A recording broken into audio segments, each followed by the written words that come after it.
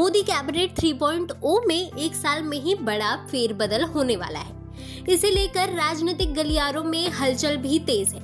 कल प्रधानमंत्री मोदी और केंद्रीय गृह मंत्री अमित शाह ने कुछ ही घंटों के अंतराल में एक एक करके राष्ट्रपति द्रौपदी मुर्मू से मुलाकात की है।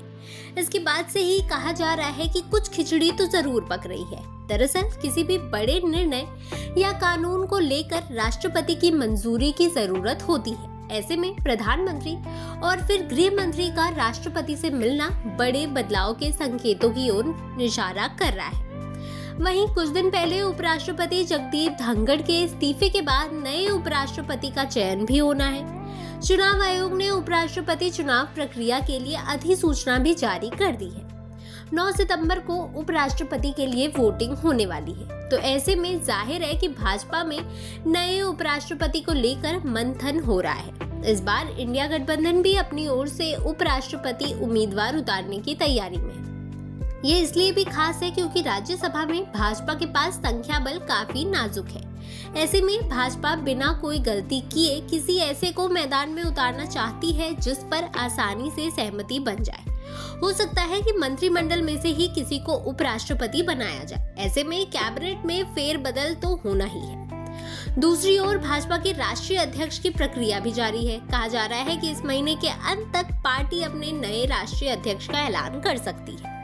खास बात तो ये है कि राष्ट्रीय अध्यक्ष की रेस में जो नाम सबसे आगे चल रहे हैं वो है शिवराज सिंह चौहान, मनोहर लाल खट्टर और भूपेंद्र यादव। ये तीनों ही वर्तमान में मोदी सरकार में मंत्री हैं। तो ऐसे में कैबिनेट में फेरबदल तो पक्का है। एक तीसरा फैक्टर भी है जो इस ओर इशारा कर रहा है कि मोदी कैबिनेट में बड़ा फेरबदल हो सकता है, वो है केंद्रीय मंत्री चिराग पासवान। जिस तरह से हाल ही के कुछ समय में चिराग पासवान के बदलते बयान आ रहे हैं और वो अपनी ही सरकार के खिलाफ बयान दे रहे हैं, उसके बाद ये कहा जा सकता है कि शायद उन्हें लेकर भी पार्टी में कोई ना कोई मंथन चल रहा है। चिराग इससे पहले भी कई बार बोल चुके हैं कि अब वो पूरी तरह से बिहार की राजनीति में ध्यान देना चाहते हैं और बिहार उन्हें बुला रहा है। चिराग बिहार विधानसभा चुनाव भी लड़ने वाले हैं। उन्होंने कह दिया है कि उनकी पार्टी बिहार की सभी सीटों पर विधानसभा चुनाव लड़ेगी और वो खुद भी विधानसभा चुनाव लड़ेंगे। हालांकि उनकी सीट पर अभी फैसला नहीं हुआ है, लेकिन ये तो साफ है कि वो विधानसभा चुनाव लड़ेंगे। अब अगर चिराग विधानसभा चुनाव लड़ते हैं और जीत जाते हैं तो इसके बाद ये तो साफ है कि वो कैबिनेट में मंत्री तो नहीं रहेंगे।